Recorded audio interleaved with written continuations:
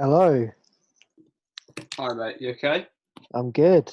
How does it feel to have Champions League football again? Yeah, well, you say again, we had it this year and we still got the second leg against Bayern Munich, but I can't see a 4-0 victory in Munich. That's true, that's true. But you still have it again, so technically I am correct. You're not wrong. Yeah, you're right. You're right. Yes. It's nice that we're I don't, not that we're celebrating a Champions League spot, but it's nice to see Mourinho celebrating sixth spot like they've just won the league. So that's all I'm going to say about him today. I promise. I won't go into any more. No, How does no, it feel to be still in the Premier League? it feels great. But before I go on about that All or Nothing documentary with Tottenham, that's going to be so brilliant. See Mourinho and how he reacts to everything, because Mourinho's always gone into these teams that have a lot of money to spend, oftentimes, and he often gets success pretty much straight away.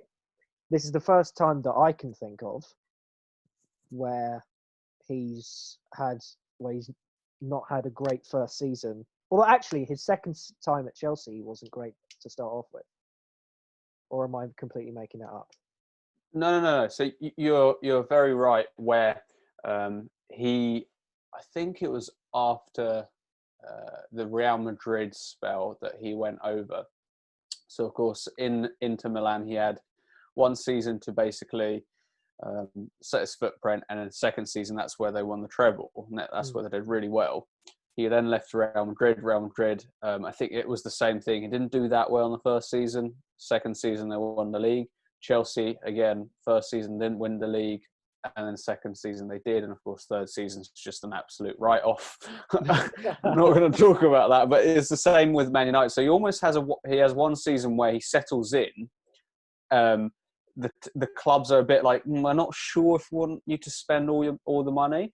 Second season, he tends to buy players that he kind of needs, and he shows the football club that he needs them to be successful. And then third season just goes off the rails. So with Tottenham and how they are, it hasn't been a full season for him, because he joined in November, October time. They sacked Pochettino. Crazy. After they've made a Champions League final last year. So it'll be interesting to see what signings, if any, Daniel Levy will allow him to make next season. Of course, if Chelsea win the FA Cup, Tottenham have Europa League next year, which I know isn't Champions League, but financially it still helps, doesn't it? Any sort of European football will help. So I think it's going to be interesting with every club having this financial uncertainty, I guess you can call it, with COVID and what's hit. And of course, being a Chelsea fan, we've been very lucky we've had a ban. So this 130 million I've heard now that it's gone up to, because Real Madrid won the league, that we got for Hazard, we can spend it. And we have so far spent it wisely, I guess, except the defenders that we actually need. I was going to say, like, that you sent me a brilliant meme. So it was like, it showed your attack, which was just stacked. And then on the back four, it was, what was it? Oh my God. No, it was God like help us. Amen, or something like that. Yeah. As a goalkeeper. Basically saying you're screwed. So, pretty much. And before we go off topic too far, we ended up having a discussion further down the line where you said, oh, well, offence is the best defence. And I went, oh, actually, have you guys, if any of the viewers, I don't know if they've heard of Milan's team in '94. This team has scored something like 38 goals that year. And they in how many matches? 34 matches. Right, okay. So it's four about matches left one goal a game, pretty much. Yeah, just over one goal a game. So they didn't have the best of attacks, and they won the league that year. However, how many goals they conceded was 15. So that's insane. Like, the only team I know who's done better than that, as a Chelsea fan, I would say that's the only record that Chelsea still holds, is Mourinho's 04-05 season, where they conceded 15 goals. Shit. So, yeah, insane, absolutely insane, and it's the defence that matters. And I like to think Frank Lampard has something planned before the end of the transfer window. You really, really hope so, because if he doesn't, you're in for a tough time. You might be fighting for fourth again. Like, what do you think of Lampard's first season overall Well, we've as a still fan? got we've still got 2 games to go. So Mm. far, I think he's handled it better than Klopp's handled his first season at Liverpool. I think Mm. Klopp's first season at Liverpool was 8th or something like that, where he had a transfer window and he had I was going to call them star players, but I'm not sure back then Liverpool had star players. So he had players that he would choose to play. So Well, Lampard what didn't Klopp's really done have is that. he's taken these guys who were good mid-team players and he's made them into stars. Whereas I think what a lot of teams are doing nowadays is they're buying young stars who have already been successful at a young age and hoping that they're able to keep that consistency, like that linear progression. And that's not necessarily always the case. So it's real credit to Klopp and the Liverpool scouting that they were able to find those diamonds in the rough that most people wouldn't be able to recognise and see where they fit into that system. Yeah, I mean, I'm not disregarding Klopp's work. I'm Sure, not saying yeah. he's done a shit job or anything like that. I'm just trying to compare some sort of comparison with Lampard, because, of course, the Mm. situation Lampard was in was very, very different to any manager coming into the club. I think when we were told that UEFA made their decision to ban us for 2 transfer windows, I'm not sure we're a very desirable club, even though we had Champions League football. I'm not sure, you would have the likes of Mourinho, not that he would come back. I don't think him and Abramovich have that relationship anymore.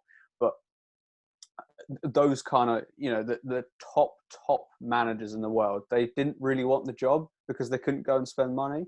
All Mm. they had the resources were the youth. And of course, youth at Chelsea were never really given a point to prove. And of course, Lampard's come in, and of course, his backroom staff know the youngsters inside out, and that really helped bring everyone through. Now we've got something like 6 players from the academy, 8 players from the academy, whatever it is, in the first team. And as a Chelsea fan, I love that. I really hope that continues.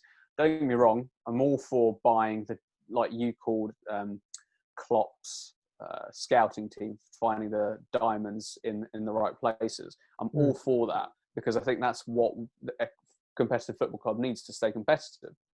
However, when you've got players like Mason Mount, like Tammy Abraham, like Reece James, like Callum Hodgson-Odoi, Billy Gilmore, you've got so many players where Chelsea's youth team is one of the best youth teams in the world. I'm not really convinced you really need to buy many players. Mm. So going out and buying a Timo Werner when you've got, realistically, you've got Tammy Abraham for the long-term future. Giroud's not going to be in it for another, longer than a year, I don't think. Players like that make sense. However, Yeah. I'm not convinced on Havertz, because we've got a lot of midfielders, and he might bring something different that I might not see, that Lampard and his scouting team see. But again, I'm not convinced that 70 million's worth it than giving Mason Mount and Timo Angerin, he's another youngster in the academy, chances. So, Well, the way I see it is because you'll have Champions League football, you'll have the Premier League, probably Carabao Cup as well. That's a lot of games to play in a year. So the way I see it is Lampard will have. I forgot the guy's name that you just said. I'm not really involved in football too Havertz. much. Havertz. So he'll have, from what you've said, he's a big money signing. You would expect him to be playing in those big games, and then in the Premier League games, kind of between Champions League games, if you see what I'm saying, you'll maybe bring him off the bench for a bit, and you'll let another midfielder start for a while, and you'll kind of do it that way. So that's just kind of building. What's the term I'm looking for? You're just building, like if he Depth. gets injured, you've got someone else who can easily step up and play regularly. Yeah, If squad he depth. I plays think all the that's time, and he gets hurt, then you're a bit screwed. Yeah, and I think we've got to remember that being Champions League football is essentially, if you want to do well in that, reach the semis and quarters, you've got to have 22 players that are Champions League level, essentially, which, I think you raise a good point, but we'll see. We'll see. It's an exciting time. I hope we get a positive result of the weekend against Arsenal, so, win it and we don't let them have any European football. Not that, again, nothing against Arsenal fans, nothing against Arsenal. I think that they've been on the downhill for a while now, but as a selfish point of view, Chelsea fan, I want that win because I know I'm not expecting any fireworks in that Champions League game against Bayern Munich, and it's almost like unexpected that we're going to go out and just try to minimise the damage, really. Exactly. So let's turn the tables round. Yeah. Down to West Ham. Yeah. Is it an exciting time? Tell me about the West Ham situation. What's the financial situation? All that. So basically, I'm really happy that we've been able to stay up. Obviously, there was a real point just before the lockdown and just after the game started playing where it could really have gone either way, whether we got relegated, and that win over Watford was just massive. What win not against that small club? What are they called? Chelsea. Was that win not quite a big win? That was obviously massive. That was another massive table turner, to be fair, because nobody expected a win from that. You've taken 6 points away from us this season, just to put it into perspective. We took 6 points away from you, but we couldn't beat Aston Villa today. We drew 1-1 with Villa, but then they had something to play for and we didn't. Yeah, you were already safe, and that 1 point saved them from relegation today. Yeah, oh man, I can't wait to get into Bournemouth in a minute because I feel so bad for them. What I don't get, right? So if you go back about 2 or 3 years, we had David Moyes as manager. We sacked David Moyes to sign Pellegrini, who brought in all of his backroom staff and all of his scouts. And now we've sacked Pellegrini and signed Moyes again. And I'm not sure what the situation is with the backroom staff in terms of like the scouts and things. It doesn't make sense. And we still, we signed Haller in the summer and he had a decent start. He got a couple of goals, but he's kind of been found out a little bit. He hasn't been performing. We had Mikel Antonio, who started out as a right winger, then played as a right back, and now he's become a striker who can actually finish quite well. We've had him playing all right against some decent opposition. But we signed Haller as a striker. West Ham, we've gone 10 years without having a decent number 9 striker. And it's like, fuck me, dead. Can we please find a decent striker who can play consistently? Is it that hard? Yeah, I think it's different because, of course, you just mentioned Haller, and who did he play for? Some French team. No, German. German, yeah. Frankfurt, that was it. They had a very good year last year, and they had Jovic and a few other stars who ended up actually leaving the club to go to the big clubs like Real Madrid. So they were up in the top 5, top 4 in Germany, and I think it's a very, very different situation when you're in a winning club as a striker because things are a lot easier. Your defence can defend, your midfield can provide for you. Whereas as a club who's fighting for a mid-table spot in a bigger league, arguably, it's very different where you're not getting as many chances. So I think the conversion rate is a big thing in that, where you almost have to be a better striker playing for a mid-table club than you do for a big club, if that makes sense, to be seen as a good striker.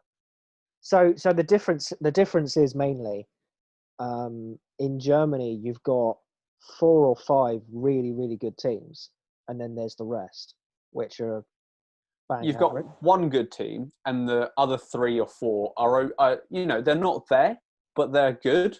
Yeah, and then the rest are just Yeah. You make a good point. Actually, you've got Bayern Munich who are just leaps and bounds ahead of everyone, and then you've got another pack of 3 or 4, and then there's everyone else. Yeah. and that 3 or 4 is kind of interchangeable. So it kind of changes year on year. One or two might drop Yeah. down, and another two might go up into that. And last year they were in that group, so they had it quite easy because you come up against teams like Augsburg, and you just spank them every week. Whereas in the Premier League, Pep Guardiola said when he came over, you don't realize until you do it that you really can lose every single game, even if you are Man City and you have a squad value of nearly $1 billion. So yeah.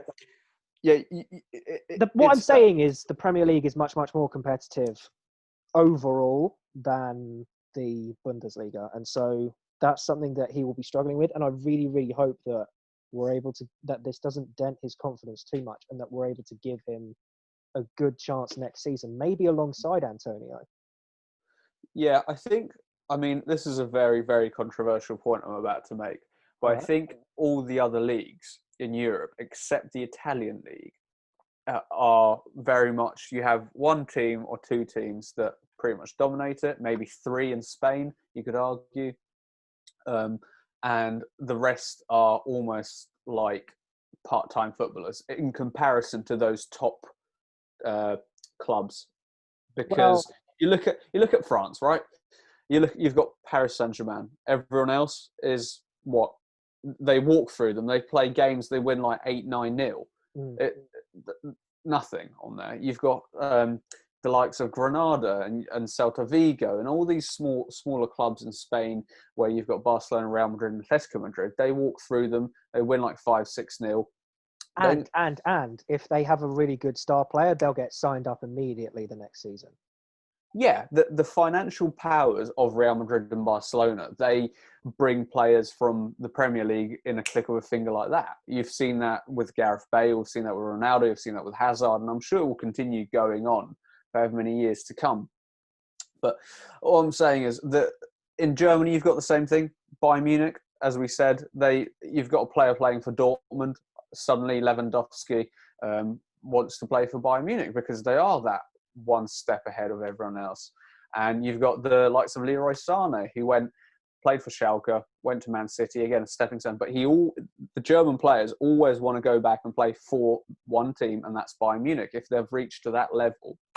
So in Italy, of course, you've got Juventus, and you've got Inter, and you've got Milan. And I'm not saying that Juventus isn't a step ahead like Paris Saint-Germain is in France. But what I'm saying is tactically, if you look at the Italians, they're very differently structured than the French or the Germans or the Spanish. You look at the interviews that, as a Chelsea fan, we've had quite a lot of Italian managers. So you look at their interviews and they're saying, in Italy, you've had to prepare tactically a lot more. You even listened to Mourinho when he went over there. He said it's a very different structure where you have to prepare tactically a lot more than you have physically, because the smaller teams, I don't know if it's the Italian managers or if it's just the league or what it is, but something about it makes you have to prepare tactically a lot more, because if you don't prepare a lot more, then you're going to lose to a smaller team. So it's a lot more intense. So I think in that regard, again, very difficult to put into words because I think it's not as a competitive league as the Premier League. But I think the smaller teams put a lot more effort into the scouting, for example, of games. Maybe that's what makes the tactics a little bit more different and a little bit harder to prepare for. So I forgot why I started saying this, to be honest. I went off on a massive rant. That's fine. But I feel like you're kind of looking at the Premier League through kind of rose-tinted glasses because we are English. So we've got like 2 teams that are miles ahead of everyone right now. But going below that, it is still very competitive. They're just able to come out on top more often. If we let's look at statistics, right? Without being English, without looking at whatever lens, let's look at statistics. How many different winners have we had over the last 10 years? Of the Premier League? Oh, fair few, yeah. Liverpool, Man City, Chelsea, Leicester. Man United will have won it in the last 10 years. Okay, that's 5. Can't Let's say think of 5. Let's say 5, yeah. How many have we had in Italy? How many have we had in Spain? How many have we had in France? And how many have we had in Yeah, so Germany? Spain revolves between those top three. Italy will probably have been between about three, Italy, I two can tell or you right three. now, it's 1 or 2 at most. Okay, yeah. You've got Juventus and Inter Milan, probably. Yeah, Mourinho's team probably won it about 10 years ago. Yeah. Um, France would so have just been PSG. They've bought that. And then, yeah, Germany would have just been those top two. I think Yeah. yeah. So if we look at it, England have had a lot more winners, right? If you Okay. look at that's one sign of how competitive it is because of the change in teams who win it. Mhm. Another sign is probably the different teams that get into the Champions League and how far they go in it. Okay. I would argue that the English teams have gone a lot further than any Spanish or German or Italian teams in the last 10 years as well. Hmm. I don't have any stats to look at, Well, but last I'm willing to believe that on average, English teams tend to go further. Like you look at it last year, it was all English Europa League and Champions League finalists. correct. Liverpool have been on the cusp of that for ages. Man City have been pushing to try and win the Champions League for ages and ages, as were Man United before that. Chelsea won it in 2012. They've always been in and around. There was a period of like 2 or 3 years where where English teams struggled to make it past the quarterfinals. But once we got through that, we're right back to dominating again. Yeah, and that's my point. That it's a different league, it's a different structure, and whether you look at it whatever lens, stats speak for themselves. Mm. It's a more competitive league, even though it might not have the most financially powerful teams in it, like there are Barcelona or Real Madrid or Bayern Munich for German players. But it's still a league that continues to provide different winners, and not only different winners, but also different representatives in Europe. Yeah, I just remember why we were doing this because we were talking about Haller and the difference between German and English leagues. So yeah, it's going to be interesting to see what happens within next year. We both completely forgot, but it's good to go off on one of those tangents. I'm very glad you reminded me of that because I didn't remember what I was talking about.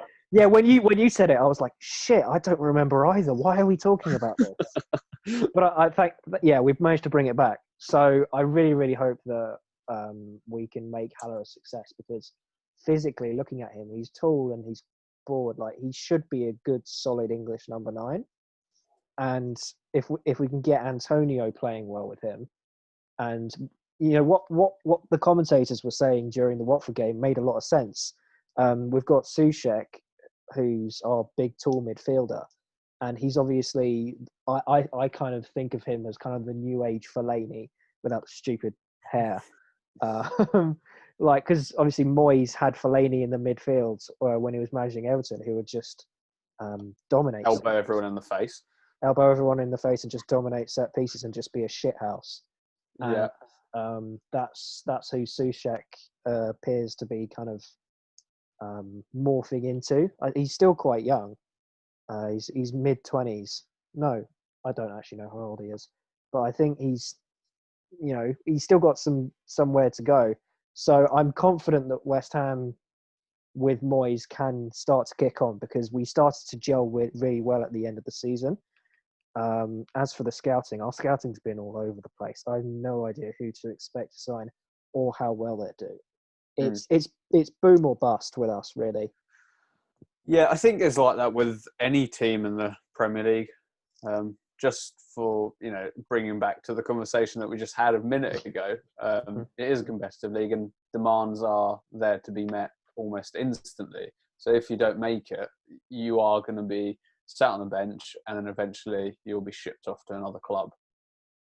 Yeah.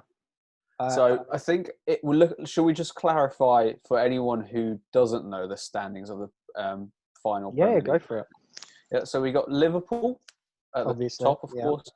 If you haven't heard of Liverpool winning the league, I take my hat off to you because you've stayed away from Liverpool fans, and well done to you. Well done, sir. Yeah, Man City still wouldn't agree to them playing in a Champions League spot, but hey ho, what do I know? Man United, Chelsea. So top four, you've got Liverpool, Man City, Man United, and Chelsea. That's the representatives, which I think are actually quite strong representatives for next I think so year's as well, yeah. Champions League. It's going to be really interesting to see what happens with them next year. Yeah. I think especially Man United and Chelsea have a lot to improve on now. They've had a burst of youngsters come through, and it will be interesting to see what Man City, how many more millions and billions they can spend before saying, "Oh yeah, we didn't do anything." It'll be so funny if they don't win it this year. Like, how much more will they spend? Will we finally see a squad value of $1 billion? Yeah, I think their squad value is over $1 billion, isn't it? When I looked at it, it was kind of 900. Oh, okay. I'm sure Yeah. we will very, very soon, where they'll go and buy another 100 million defender, and then that's not enough for their 9 losses in a season. When they've spent like 400 million on their defence in the last 3-4 years. So 5th and 6th are... Anyway, yeah, I went off topic a little bit. 5th is Leicester. What a gutted disappointment for them. They've been 3rd all season, and then the last 4 games they've just slipped. Mate, you have to feel so sorry for them. But it's like Brendan Rodgers said, they didn't have to get top 4. Man United had to get top 4 with a budget and finances. They did well to get 5th place, to be honest. I think Brendan Rodgers, yeah, disappointing for them they didn't come in the top 4, but they've done really well to come 5th. Yeah, considering the circumstances, they've done incredibly well. And then you've got Wolves just below them as well. So you got Tottenham. Oh, yeah, they just snuck in, didn't they? Snuck in because Wolves have lost to Chelsea today, so that, right. just because we wanted to get the Champions League. So you got Wolves, which I think Tottenham are dependent on Chelsea again, as I said, on winning the FA Cup, so Arsenal don't get the Europa League spot. So talking about Arsenal are 8th, and then Sheffield United are 9th, and what a season they have had, eh? Gone from being promoted to hanging about in 5th, 6th, 7th spot, and well, 9th is not bad either, is it? Well, they haven't necessarily got massive finances, so whether they'll be able to sustain it next year, whether some teams might snipe some of their players. Their finances are very rich, like Wolves are. Yeah, so they've got new owners. Some Saudi Arabian sheikh. Oh, for fuck's sake! So he's been ploughing quite a lot of money in, and I think fair play to them though. They haven't been doing it the Man City way. They've been doing it a normal way of adhering to the FFP. From what I know, I don't know. Yeah, exactly. For now. We'll see. So you got Burnley in 10th place. I think solid season for them. That's their boring mid-table. Southampton 11th, 12th. Carlo Ancelotti and his Everton are in 12th. It's that will be an interesting club in the next few years, depending on what he's doing, because I think he's the man knows what he's doing. He's got an enormous amount of experience in any sort of level in football. So it was very interesting when Arsenal were looking for a coach. He opted for Everton, or I don't know if he opted for Everton. I don't know if Arsenal offered him a contract, but very interesting he accepted that job in the first place. Yeah, especially if he would have been offered the Arsenal job. Like, what would have swayed his decision? Would it be that he would have had more power over transfers, or just in general? You know, we can only speculate on these things. Yeah, absolutely. 13th place, Newcastle. This could have been Newcastle was either in 6th place and then almost getting Europa League, or they're in like 20th place having a shit show. Exactly, they're a massive, massive yo-yo club. So in the next year or so, if they do get bought by the Saudis, then Jesus Christ, it'll be. I would kind of feel good for Newcastle fans because they are kind of the dark horse of English football. Like Yeah. they have a real potential. The Geordies are really passionate fans, so like they have real potential to be up there. But Feel very sorry for the Sunderland fans never getting back up to the Prem, and their rival fans have got a billionaire. When I say a billionaire, it's almost like, was it 250 billion that guy's worth that he's trying to buy Man City? it's probably a lot more than that, to be honest. But yeah, For the official, finances that they can just pump into that will just be mental. yeah. It's just pocket change for them. I 100 was going million to for a say, player? Yeah, sure. yeah, that's like a few pennies. Exactly. Anyway, That's moving like on. them spending a tenner. It's probably around about there, yeah. But anyway, moving on. Crystal Palace at 14th place.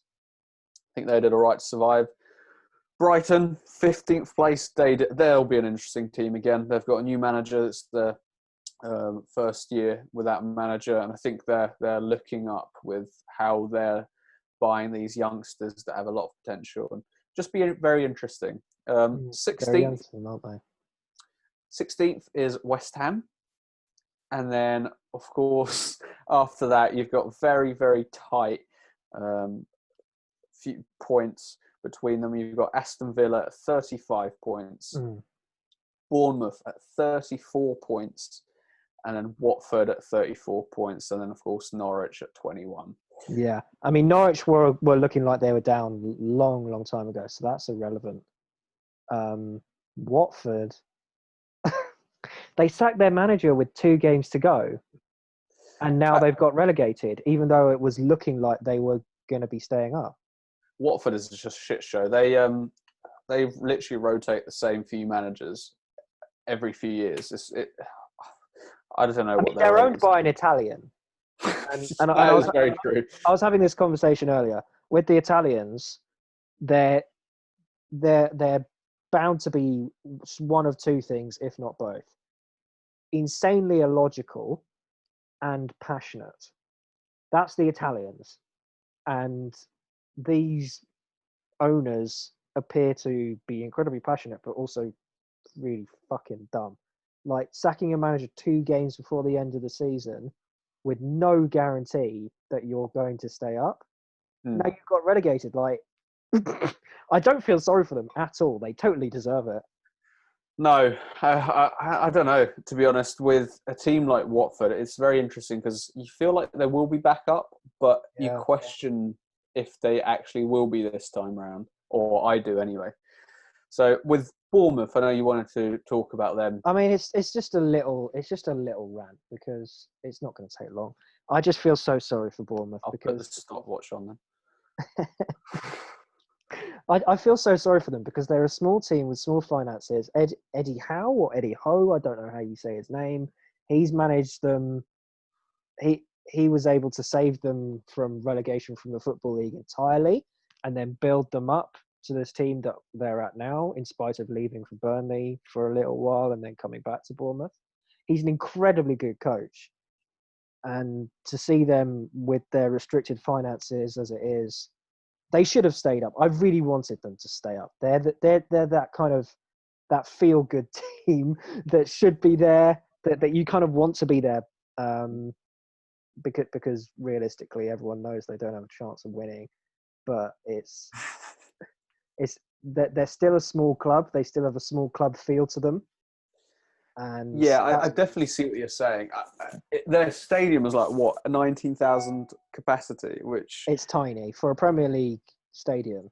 Yeah, it's not big at all. So with them being down now, we've got Leeds and West Brom replacing them next year. So I'm hoping, if any Leeds fans listening to this, I'm hoping you're the Norwich of next year, because you're just like Liverpool fans. You never shut up. So I don't really want that. And then you've got potentially Brentford, Fulham, Cardiff or Swansea. So for me, not that I'm any sort of London fanboy, but I don't think we need to have Welsh teams in the English Premier League. So if Cardiff and Swansea could fuck off, that would be nice. And Fulham and Brentford, hopefully get in. So I personally, as a Chelsea fan, I've got nothing against either of them. They're both local rivals to Chelsea. I would love to see both of them, to be honest, in the Premier League back up. Brentford have been doing a phenomenal job in the last few years. They've been very much on the rise. So either one of them would do, to be honest, for me. To be honest, I didn't even know Brentford was in the Championship. This is how little I know about football. Like, I thought, last I knew, they were a mid-table League One team. That's what I mean. They've done really well. Exactly. So credit to them. If they're able to even get to the playoff final, it'll be incredible. But there's one more thing that I want to say before we end. Adebayo Akinfenwa is now a Championship player. What? Yeah, Wickham have gone up, haven't they, from League One?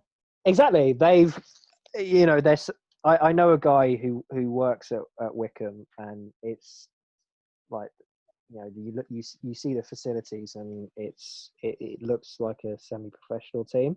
Like Bournemouth 2.0, isn't it? I'd say worse than Bournemouth, but you get the point. Like, it's like, considering what they have, and the resources available to them, they've done so well. And Akinfenwa is a bodybuilder who's 38, who's now going to be playing in the Championship. I feel really sorry for those defenders. That's going to be mental. Yeah, Championship's a really physical league anyway, so I think he'll fit in very well. True, yeah. But he lacks a lot of speed there, doesn't he? So he's like a brick wall standing there like, no one can move me. As a footballer, he's a living meme. Like, KSI made him. I was literally about to say that. He ruined Heskey's career, but he made Akinfenwa's career. Dude. Like, I feel sorry for Heskey, but a little bit, because he wasn't a great striker, really, and KSI kind of played on that, but he still played for England loads of times, so you have to give him some credit for that. But Akinfenwa, Akinfenwa is just, like I said, he's a living meme, and you can't. I just love the fact that he's now a Championship player, and if Wickham do well next year, there's the potential for him to be in the Premier League. What? I mean, that's very, very, very minuscule. Massive long shot, but it would be amazing. Just think about it. Just think about if Akinfenwa could get to the Premier League. What I find incredible, and if we got any listeners that have listened up to this and are still listening, well done. I mean, I don't know anyone who would say listening to something like this that they aren't interested in. But Sunderland, they're still in League One, which is I don't really know what to say. The only thing I know what to do is to laugh. It's just funny. They've been, that team that hangs about in the Premier League, and watch the documentary on Netflix to get this gist of what I'm trying to say, but they've been awfully run over the last few years. And now they're unfortunately paying the price for that. The fans, I feel so sorry for, because they're just people who are so passionate, like you said, up in Newcastle about football. And they've basically got their neighbours across the river loving life in the Premier League and enjoying it. I mean, be it they're probably not enjoying their owner very much, but they're still in the Premier League, so you've got to enjoy that somehow. And they're enjoying the potential idea of being bought by a rich Saudi sugar daddy.